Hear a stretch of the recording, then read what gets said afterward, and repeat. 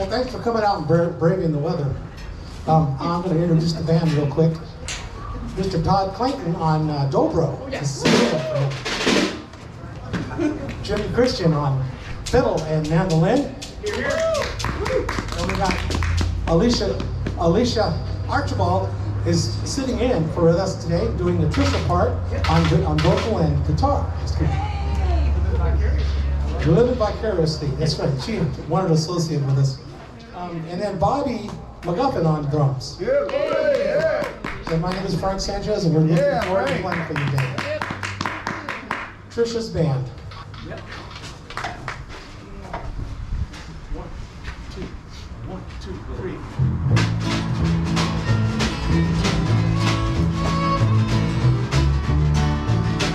Feel free to sing along. Oh yeah!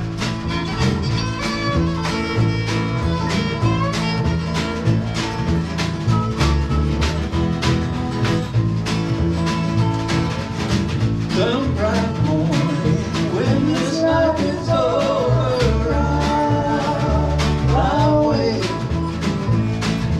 to a home on Country Western shore.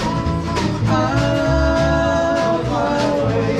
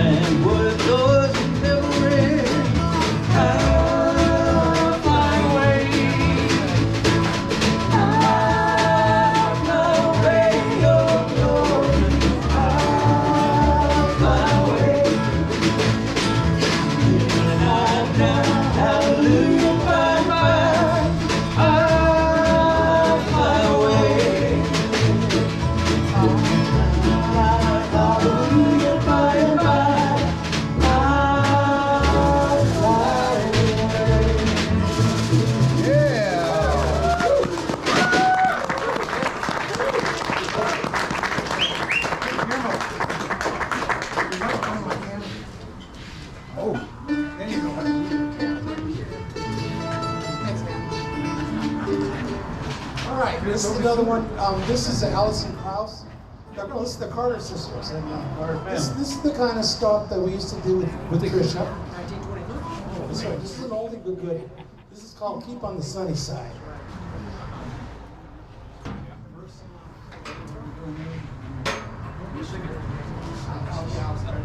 Hey Frank, that Bob, purple one, you got video? The video for show that.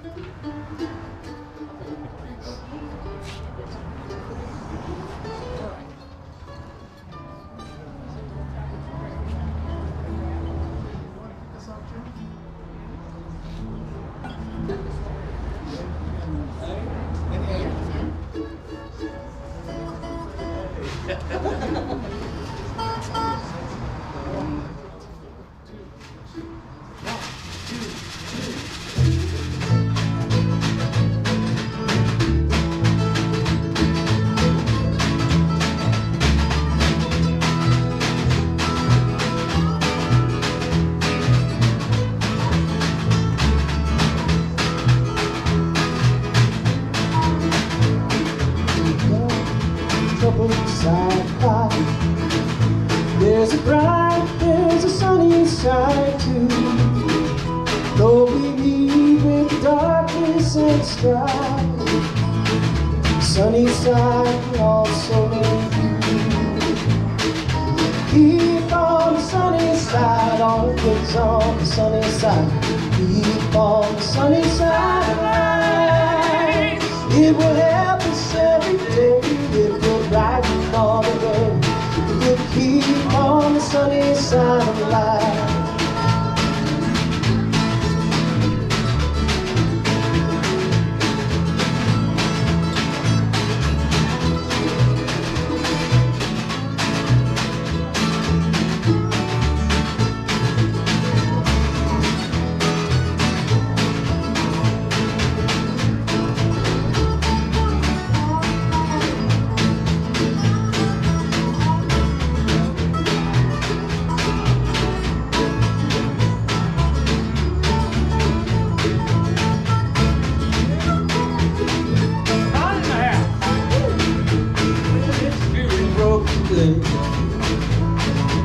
Hopes that we cherish so dear, clouds of storm will in time pass away. Sunny and shine bright and clear. Keep on the sunny side, always on the sunny side. Keep on the sunny side of life. It will help us every day. It will brighten all the way. It will keep on the sunny side of life.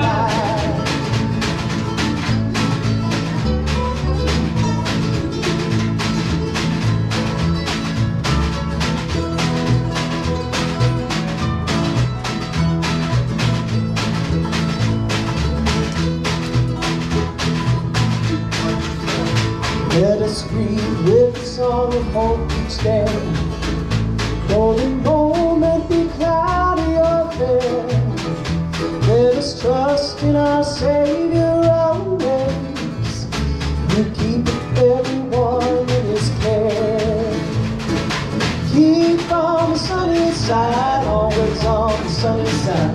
Keep on the sunny side of life.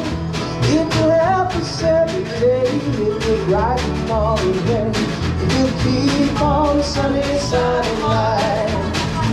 It will keep on the sunny side of life.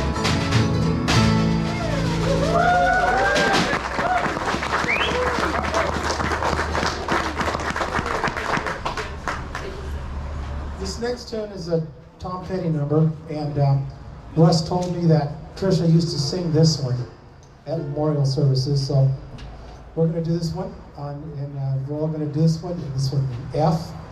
I had it in B flat, but it's not in E flat.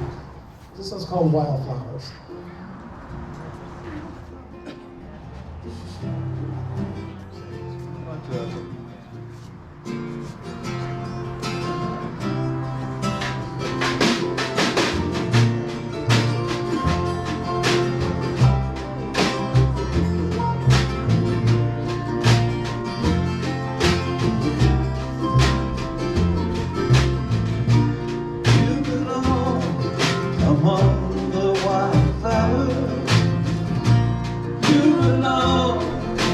boat out at sea.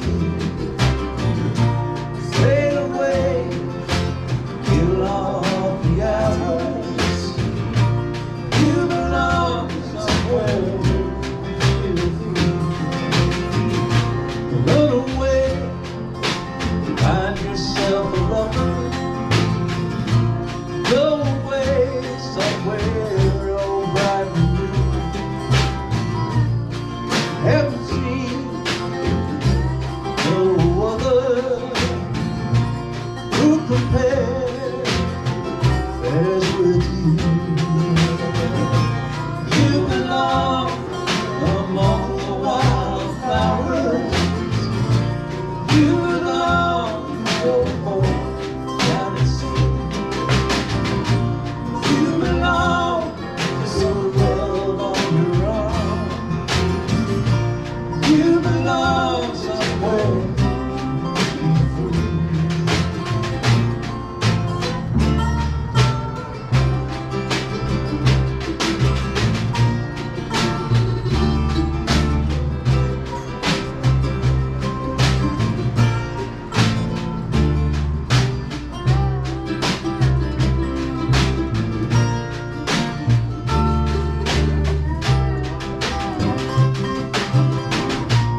Run away, go find a lover.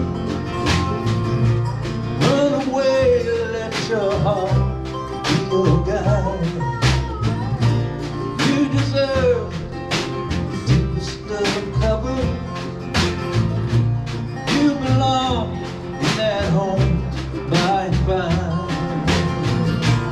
You belong among the wildflowers. You belong somewhere close to me. Far away from your troubles and worries. You belong somewhere free. You belong somewhere free.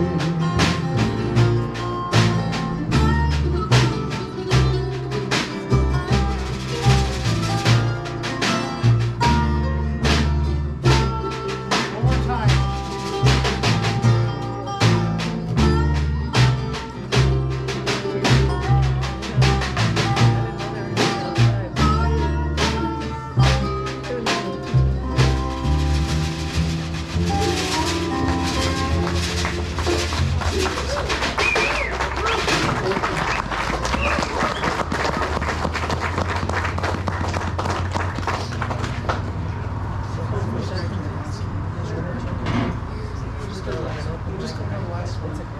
Due to the cold, I think we're going to do one more tune, and because the fingers just will not work.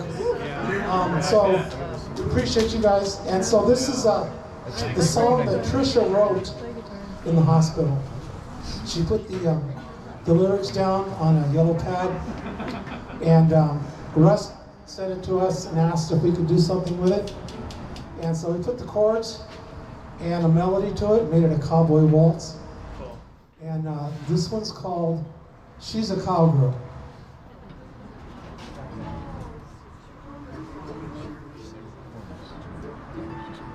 Once around this intro, guys. It's a slow one.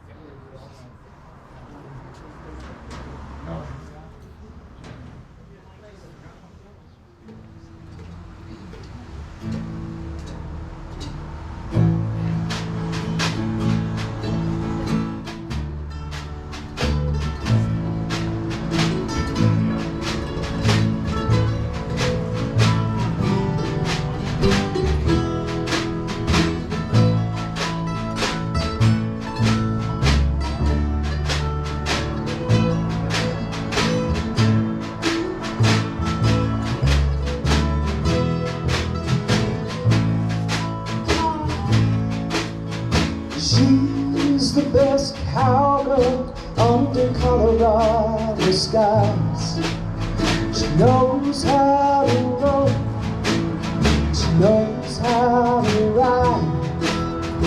Long blonde hair blowing in the breeze. She's the best looking cowgirl that you've ever seen.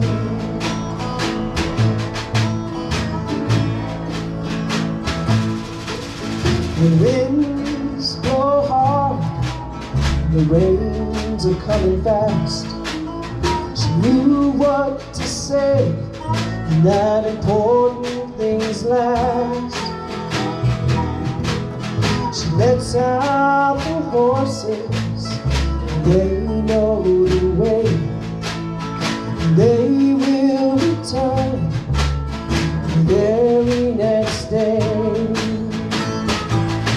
She's a cowgirl, she's a cowgirl, with real rootin' tootin' shootin' know-how. She's a cowgirl, she's a cowgirl, she's the best friggin' roping, howling, arm wrestling, rodeo cowgirl in the world.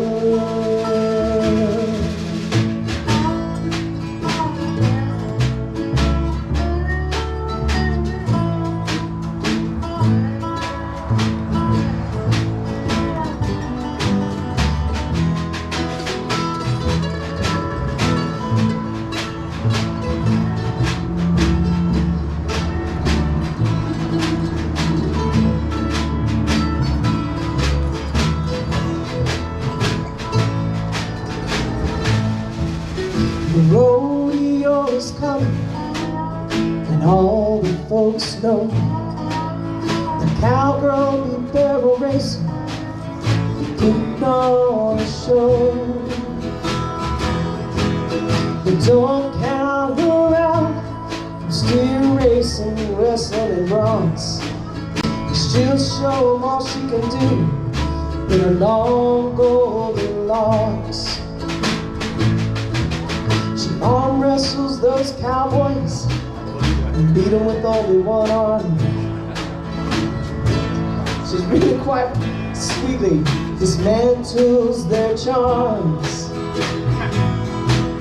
She can be sweet, she can be mean. She now wears a big buckle on her $20 jeans. She's a cowgirl, she's a cowgirl, with real rootin' tootin' shootin' know-how. She's a cowgirl, she's a cowgirl, she's the best friggin' roping and howling, arm wrestling, rodeo cowgirl in the world.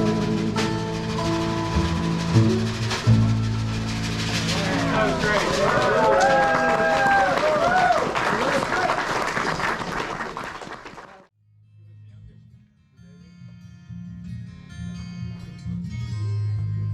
I drowned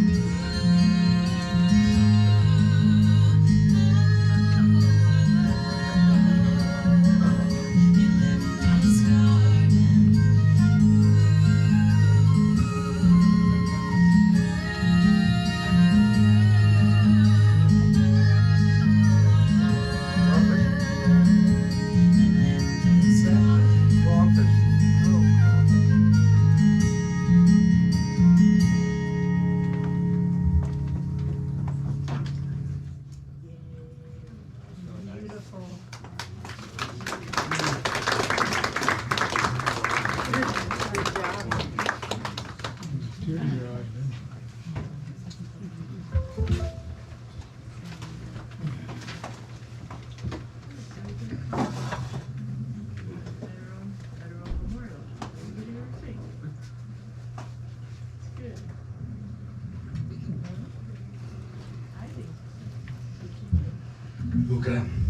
Like I said, thank you all for being here. I'd like to start by thanking the American Legion Hall for hosting this event, and all of you for being here today for this celebration of life for my mother, Tricia Joan Parish. Thank you for being such an important part of Tricia's life. Thank you for letting her into your lives and allowing her to become part of your family.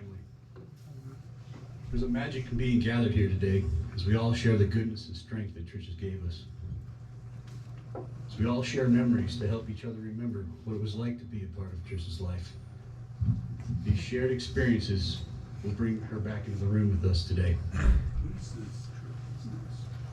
I'd like to share with you how and why I think Tricia became the mother and my best friend that she was. I'd like to take you back to her roots so you can know why she cherished the bond that she shared with all of us. She always loved music and used to sing as a child and hum songs in perfect tonation, even if she didn't know the lyrics. She acquired her first guitar at the age of 15 and was completely dedicated to becoming a star. Emulating her favorite artists and playing and singing with her friends, she quickly developed a professional ability and began a journey around the United States at a young age to find stardom and freedom. My mother had me when she was 24 years old. My father was not in the picture very long and abandoned us for an inferior lifestyle my mother would never tolerate. While in her early 20s, she offered a chance to visit and then stay in Nashville to pursue a career as a country western star. And her sponsor was none other than Ricky Skaggs, who knew right away her bright energy was more than enough to meet the mark and become one of the elite country musicians during that era. I remember watching her play live on Nashville Network television from my neighbor's house who were watching me while she was there. However, she decided not to follow that path, as it would have required her to give up being a mother.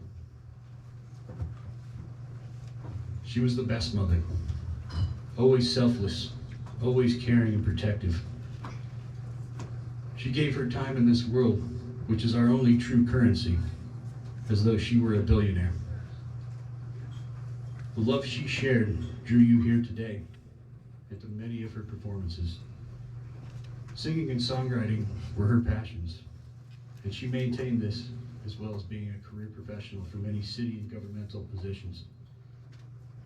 She was invited to go to Mongolia in 2015 with RNG engineers to give consultation to the planning and development of newer districts of Ulaanbaatar, the country's capital.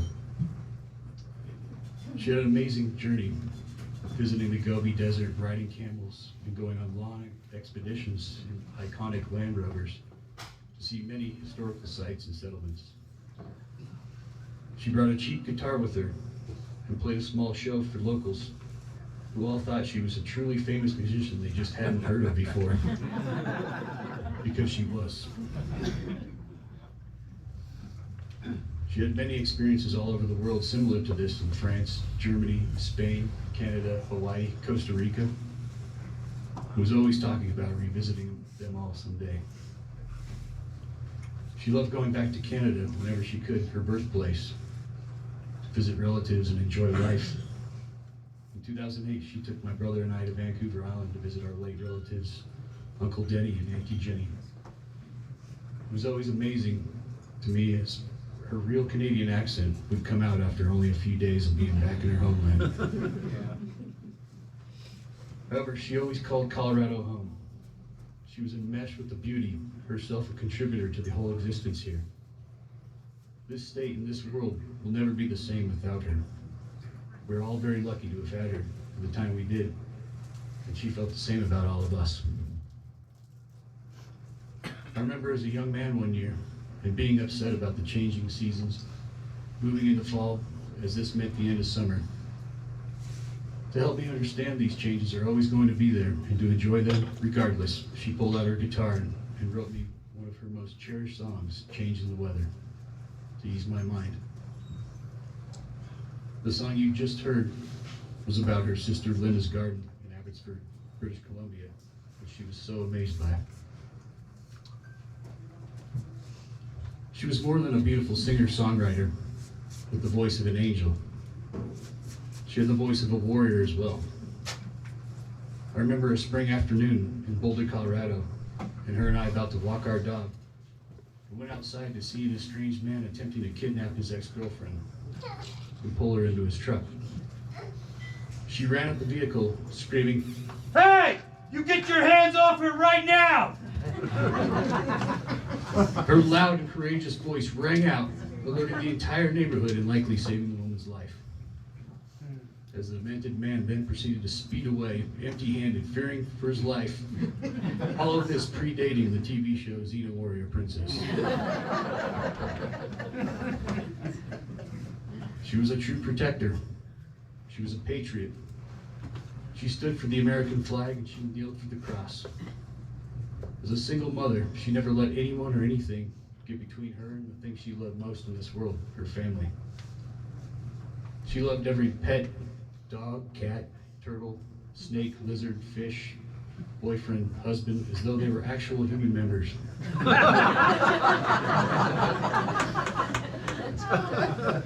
She taught me the true meaning of family and loyalty, and always emphasized the importance of standing by those we love.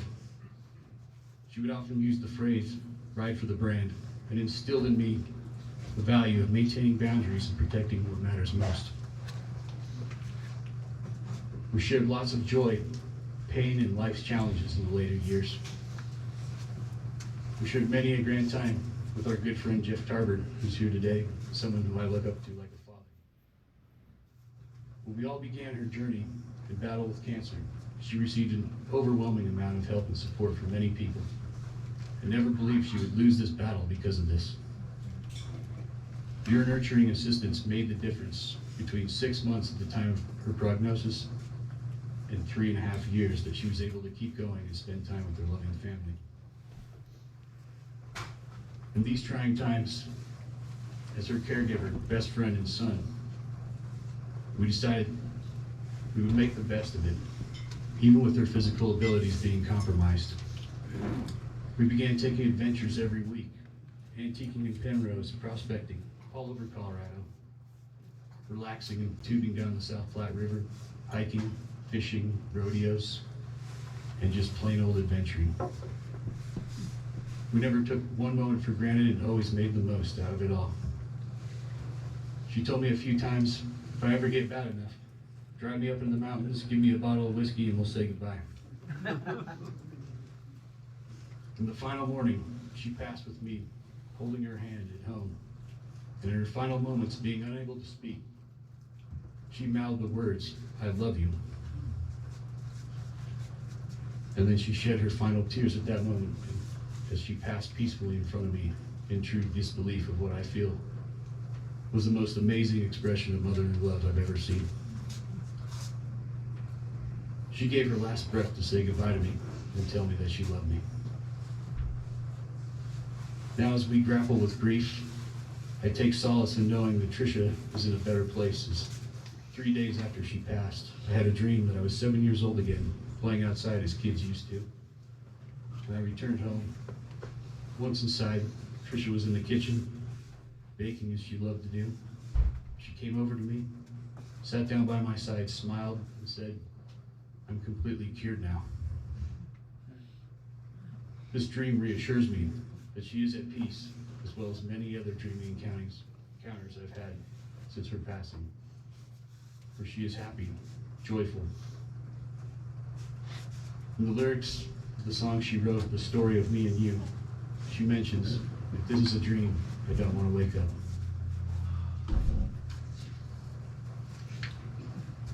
Tricia's legacy will live on in each of us. Her courage and selflessness will be a beacon reaching outside of her life and inspiring others to live with kindness, intelligence, and strength.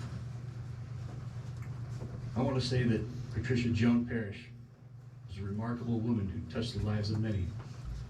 She was a loving mother, a talented musician, a courageous warrior, and a hero to us all. Her legacy will live on in the memories of all those who knew her and loved her. As we say our goodbyes today, let us also celebrate her life and the profound impact she had on each of us. Thank you once again for being here to honor her memory. May her soul rest in eternal peace. In conclusion, I'd like to read you a poem she wrote that I found in a box of memories from before I was born that I just recently discovered. To Feel Happy by Tricia Parish. When you feel all the gladness you can for your friend, but you constantly wonder when your sadness will end. You want her to have the best things in life, her new home, her new world as a wife. You see all the things you've wanted in him and her, and their new world is dawning. But deep down inside, you are crying. But you must keep on trying to pull through somehow. But don't cry now. Thank you.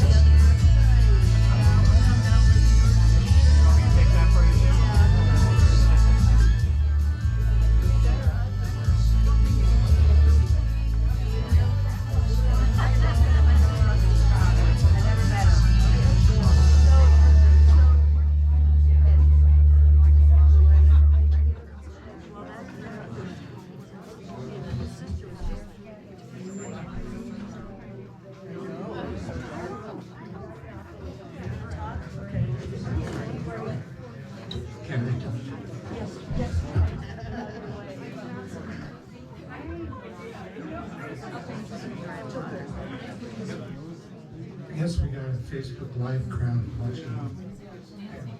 And my name is Hey You to the Facebook crowd in case the government's watching it. Not Jeff. Hard to beat Russell's comments. What's that? It's hard to beat Russell's comments. I'm going to take a little bit different direction, talk about a few things that I experienced helping Tricia over the last 3.5 years or so, and couldn't have done the things we went through without Russell's help, and a lot of doctors along the way, and that type of thing. But, you know, grief doesn't have a time frame, and it doesn't have a formula for trying to get through our grief. And this morning I was out walking with my coffee. I like to go outside in the morning. This morning was especially beautiful. There was snow, there was no noise, and it was quiet. And I was thinking about, I was going down the grief rabbit hole. You know, why did I lose my Canadian songbird friend Tricia? And all of a sudden the wind came up, and I'm Irish and Scottish, and we're very superstitious. And I said, I gotta listen to the wind, because I think people that have passed in my life speak to me every now and then in the wind. And so for about 3 or 4 minutes, the wind blew and then it stopped. And it started snowing again. And at that time it became very clear what Tricia would have me visit with you about today. And you know, it's just, November 4th was her last performance right here. And during her performances that we went through with her all for the last few years, all over the city and that type of thing, you always heard 3 things. You always heard a couple of original songs, and you always heard some great cover songs. And you always heard something that she just figured out how to sing that afternoon. She'd come in here and say, well, I just heard this on the radio this afternoon. I went home and here's the first rendition. And she'd play it, and you wouldn't think that she hadn't played it 1,000 times. That's the kind of spirit she had, and that's kind of the spirit I choose to help celebrate this day with her and day with you. There's a great book that we shared, a lot of books back and forth during this process. There's a great book called When Breath Becomes Air. And on the back of it, there's some praises to the writer of the book. And there was one by Altu Galande. And he basically said that the ones that die young have the most to teach us about life. Tricia died too damn young, 64. So I think about that, and I also think about a conversation we had, Tricia and I had several weeks before she passed. Russ, I think you were at the Air Force Academy that day, trying to straighten them out. But Tricia and I were sitting on her couch, and we were watching American Pickers, and one of her favorite shows in the past months of before her passing. But anyway, and she never, before this, she never had turned the TV off when I come over. And all of a sudden, we were watching American Pickers, and she shut the TV off, and she looked at me and said, I don't think I'm ever going to play the guitar again or perform. And she said, plane crash. In some of our conversations over the past year, we've talked about what I think everybody has in life, and that's a plane crash. How do you get through a plane crash, and how do you survive it? And I have a friend that survived a pretty major aircraft crash, and he walked away from it. The 11-year-old boy in front of him didn't. And so we spend a lot of time talking back and forth about how you get through that. And so Tricia dismounted, plane crash to me. So I think today, Eugenia, Tricia's mom, your plane crash today is how do you deal with the loss of a daughter? Karen, you and your sisters, Karen, Linda, and Mitchie, your challenge is a plane crash on how to deal with the loss of your sister. And Russ and his brother Jordan, you know, how in the hell did you figure out a plane crash and survive with the loss of your mother? That was a very inspiring moment, and we started seeing her lies after that for a few weeks, and then her passing came to pass. Tricia's life through cancer started in Aspen and moved to Limit Springs through doctors and doctors and that type of thing, on to Vail, and then she came back here. We moved her back here, and you know, one of the days when we moved back here, I had a van. I brought 15 guitars back, and Tom and Catherine helped unload them. But anyway, after she came back here, she went to Mexico for a while. 6 weeks, I think, in Mexico. Came back with amazing results. Decided to do some additional treatment down in Arizona. Went through that, and then came back here, finally to Manitou, and started working with quite a few doctors and treatments in Denver. How do I vision Tricia? There's people that preach sermons. There's people that live sermons. And Tricia lived sermons. And I break it down before cancer and after cancer. But before cancer, here's just a couple of examples. Russ mentioned the Mongolia trip. She called me one day and said, I need a ride to the airport. That was when she was working for an engineering group. And I was used to her flying her off to different parts of the country and world to be working on some engineering projects. I said, well, where's the engineering project? And she says, it's not an engineering project, I'm going to Mongolia. So as Russ literated, she took I picked her up, we went to the airport. She had a guitar about this big, and I think she said she paid $15 for it. But she went to Mongolia, rode camels, visited the Gobi Desert, influenced the people who drank their alcohol that was made out of goat's milk, fermented, and had a great time. And then she came back, and she traveled for like 30 hours, 36 hours maybe. I picked her up, and I said, you must be exhausted. She said, no, I am so excited, I want to talk about the trip. And I said, okay. It was about 8:30, 9 o'clock at night. So a friend of hers, Patty and Larry, lived over here, a friend of mine too. And she said, Patty's waiting for us. So we went over to Patty and Larry's house and spent about 2.5, 3 hours talking about her trip to Mongolia. We got through, and she said, I got a surprise for you guys. And she pulled out a little case, and she held up an arrowhead that she had found in the Gobi Desert. And she said, I'm going to make a necklace out of this and really enjoy this little piece of history that I brought back from the Gobi Desert. So we passed it around and looked at it. It ended up in somebody else's hands, not mine. We were on a deck out back, 11:30 at night. That person dropped the arrowhead through the cracks into the deck. No access to the deck underneath. So 12 o'clock, we were out there with hammers, drills, taking this freaking deck apart to get that arrowhead. Of course.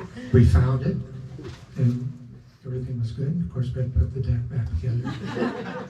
But that's what I mean about the way she approached this trip was living her sermon. The next example would be she loved Montana. She took Russ and their mom and Jordan to Yellowstone Park in Montana, Wyoming. Bought an old RV and drove it. She couldn't wait to get back to Montana. I worked with in Montana quite a bit with an organization called the Yellowstone Foundation. And we do a wine tasting fundraiser for them. And again, this was pre-COVID and pre-cancer. And so I invited Trish to come up, and we spent time in Montana, and she loved it. We went back through Yellowstone Park and had this big wine sale that we tried to sell a lot of wine to promote the Yellowstone Foundation. And guess who was the best salesman that night? She collectively, we raised over $200,000 that night, and she raised the most amount of money in that organization. That was Tricia living her sermon. The other quick thing, Tricia loved kids, right, Carolyn? And prior to COVID, prior to cancer, out at the Broadmoor, between Thanksgiving and New Year's, they have an incredible display of lights and music and things like that. So we'd sneak out there, have a meal, and then walk around and look at the decorations. But in all those locations at the Broadmoor, there's a piano. And we'd walk around, and Tricia would find the piano, and she'd sit down. There's always a lot of kids running around that time of night because they've been eating sugar all day. And she'd sit down at the piano, and what do you think she'd play? All the Charlie Brown Christmas songs for those kids. So she'd finish, the kids would love it, the parents would love it. We'd go find the next piano. There's like 4 of them. She'd sit down and do the same thing. Play Charlie Brown's Christmas songs, sing them as much as she could, and the kids would enjoy it. We did that 2 more times. We did that for 3 years in a row before COVID and before cancer. Again, Tricia living her sermons. This is a lesson. Live your damn sermon. Don't talk about it. After cancer, she didn't give up. She called me one day, said, I need a ride. I said, well, where are you going? So I'm going to Connecticut for my class reunion. And I said, okay, that's not a bad flight. I'm going to take you to the airport. And she said, no, you're taking me to the car rental place. And I said, all right. So we went to the car rental place on the day she was going to leave. And she walked out of the car rental place with a smile like this, holding up a pair of keys. In the car parking lot of the rental place, there was Jeeps, SUVs, but there was a bright red Charger, Dodge Charger, Challenger. I don't like Dodges, so I can't think of them. And she started it up and it sounded like a race car. And she jumped in that car, took off to Connecticut. Had a great time in Connecticut, right, Karen? Yes. Karen was there, she visited her sisters, and called me up and said, I'm heading home. And I said, okay. And, I forget what day it was, and said, I'll see her in about 3 days. And she called later that day, and she was in Indiana at Brian's place. This is her nephew, works at Sweetwater. Most musicians in the crowd probably know Sweetwater. Great place to buy guitars. She bought a brand new guitar and jumped in the car and headed home. She called me about 7:30, 8 o'clock one night, 2 days after she left Connecticut, and said, I'm home. And I said, okay, I'm not going to ask how fast you drove, how many tickets you had, but it's really great to have you home. But again, that was after she had been through multiple treatments of cancer, and it was after we worked through COVID. And finally, the tribute to Emmylou Harris Band, Boulder to Birmingham. That was during cancer. I mean, that was after she had multiple treatments. She put the band together. We found her a place to practice. They practiced. We did a great concert on Sunday afternoon. And then she played for my company's 20th anniversary. And I think that's the only 2 concerts she did, Frank, right, as a band? Yeah. Frank was in the band, played the bass. So again, you know, even going through cancer, she put a band together, got all these songs, got these musicians together, and performed a great lineup of songs with something that she was not dreaming of or not talking about. She was living it. So I think that's a testament to who she was. One mother, that's a quick story, and then we'll get to more drinking. But we spent a lot of windshield time together over this time period with her. Back and forth to Aspen, back and forth to Vail, back and forth to Denver, multiple times. A lot of windshield time. We played games. One of them was, let's listen to a song, we pick out our favorite line in the song, and tell us, let's talk about it, why it is. The other thing, she always carried a yellow pad. That song you heard out there, she wrote that one day, the first 2 verses, on the way to the hospital in Denver.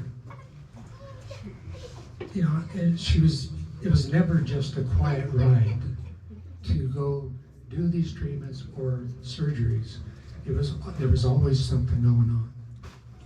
And coming back was a little bit different because after treatments and things like that happens.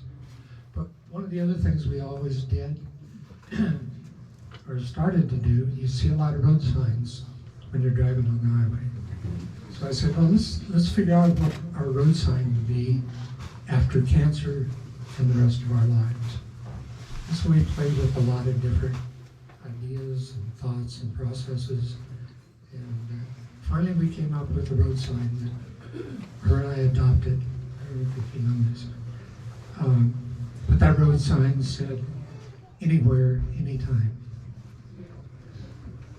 Getting back to living your sermon. Do it for Tricia's sake. Do it for your own sake. Live your dreams. Live your sermons. Since I am Irish and Scottish, I can't finish without a toast.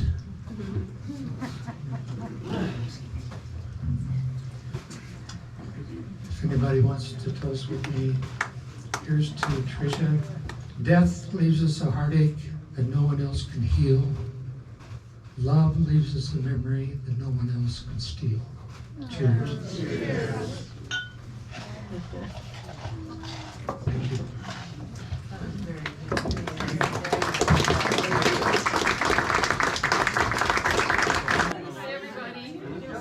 I'm not singing You Do Not Want Me to Sing. Tricia had more talent in her little pinky than I have my whole body. I have this bow on because she gave this to me before she went to Aspen, and the necklace and earrings. So this is in remembrance of my dear friend Tricia. Robust. Robust is defined as strong and healthy, vigorous. When I think of Trish, I think of how robust she was. I took her to an oncology appointment last autumn, and her oncologist made the remark that she didn't seem as robust as she had been. Well, you should have seen Tricia's response to that comment. She put her hands on her hips and said, "Yes, I'm robust." As we left his office, she exclaimed, "I'll show him how robust I am." During the car ride home, she muttered the word robust several times. When she got out of the car, she slammed the door and said loudly, "Robust!" So in honor of how robust Tricia was, I'm going to make an acrostic of the word robust to describe our beloved Tricia. R is for radiant. The first time I saw Trish was right here at the Legion. She had just got done running with the local running group. She was radiant. Like her cheeks were flushed and she was unapologetically sweaty. I remember thinking to myself, what a beautiful woman. She was athletic, had a fantastic figure, and was the very definition of the word robust. Strong, healthy, and vigorous. O is for outstanding. Tricia was a singer, songwriter, intelligent musician, so accomplished. She did all this while raising a family and having a career. She had the drive to perfect all of these areas and still had time to pursue other interests. B is for bedazzling. Tricia was able to impress and hypnotize everyone with her outstanding ability to sing and was oh so beautiful with her beaming smile. She had the knack to make eye contact with you while she was singing and gave a grin that made you feel like you were the only person in the audience. She knew how to make everyone feel special. U is for unafraid and undefeated. Me and Trish had many philosophical conversations about death, and let me tell you, she was not afraid to die. She was looking forward to meeting her Lord and Savior. In that way, she is undefeated. She is now living a life of victory that the gospel promises. I picture her running into the arms of Jesus and singing and dancing for him, shouting, Hallelujah! Hallelujah. S is for spunky. Tricia was courageous and determined. She not only took on cancer, but had to take on COVID as well. She was high-spirited and oh so brave. She had so much energy that she put to good use. To make a friend laugh, to cultivate her garden, to create songs out of little moments of her life, and to love fearlessly. T is for Tricia. I've known many Patricias and Patties in my life, but Tricia was the only person I knew who went by that name. What a special name for a special woman. Tricia was the only one who ever called me darling. She has been such a special friend to me and Tom. She was so very, very proud of her sons and proud to be the daughter of Eugenia. I'm going to miss her, but look forward to her welcoming me home and inviting me to sing with her in the Angels Choir. Can't you just imagine her looking so radiant and bedazzling and being outstanding in the Angels Choir? Can't you imagine her being as spunky as pride as can be, knowing that she doesn't have anything to fear and is victorious in faith? I love you, my friend.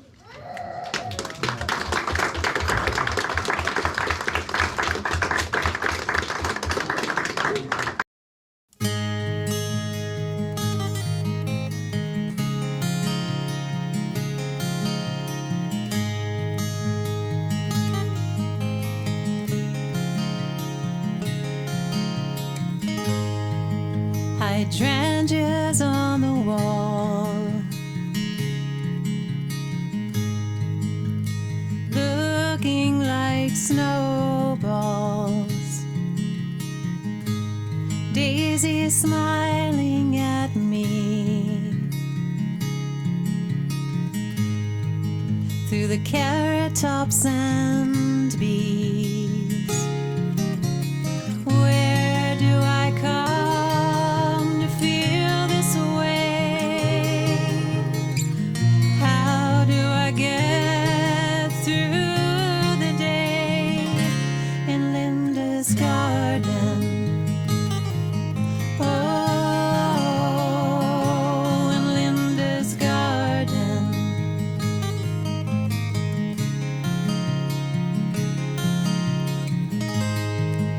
Evergreen so tall, looking like a wall. Purple blossoms peek through the raindrops and the dew. Where do I come to feel this way? How do I get through the day in Linda? Linda's garden. Oh, in Linda's garden.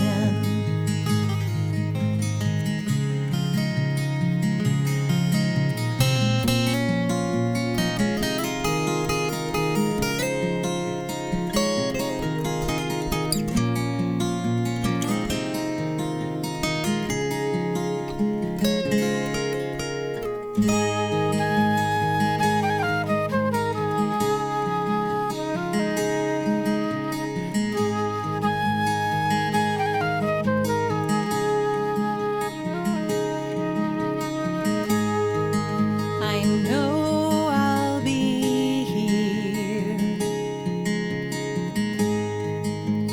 maybe just once or twice a year. Life's kindness is cast, and the shadows are past. Where do I come to feel this way? How do I get through the day?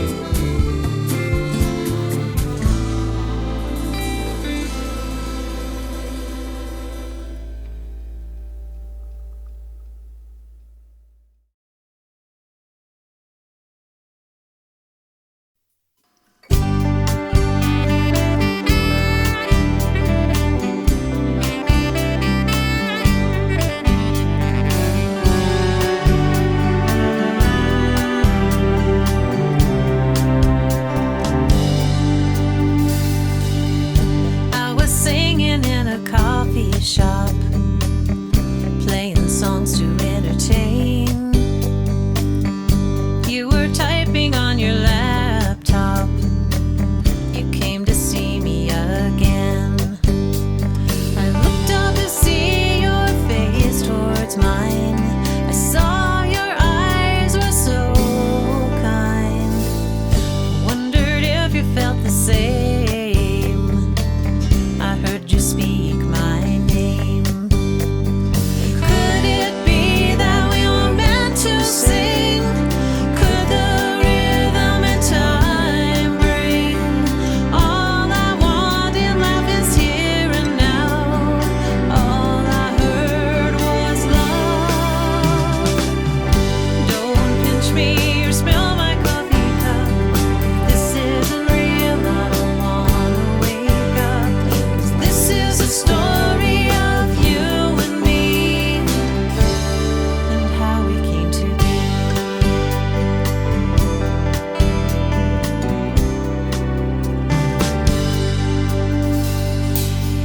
You asked if you could step up and sing.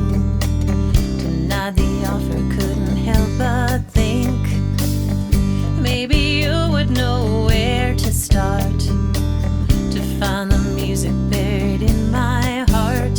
You called me twice and I didn't return. The lesson was mine to learn. And then you stepped up to the microphone. I knew I wasn't alone. Could it be that we were meant to sing? Could the rhythm and time bring all I want in life is here and now? All I heard was love. Don't pinch me or spill my coffee cup. This isn't real, I don't wanna wake up. 'Cause this is a story of you and me,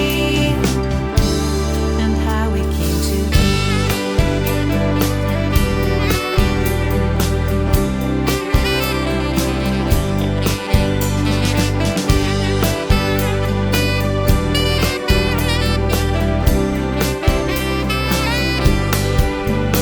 Now it's hard to imagine myself without you. You're so smart, it appears in you. Don't pinch me or spill my coffee cup. If this isn't real, I don't wanna wake up. 'Cause this is the story of you and me. This is the story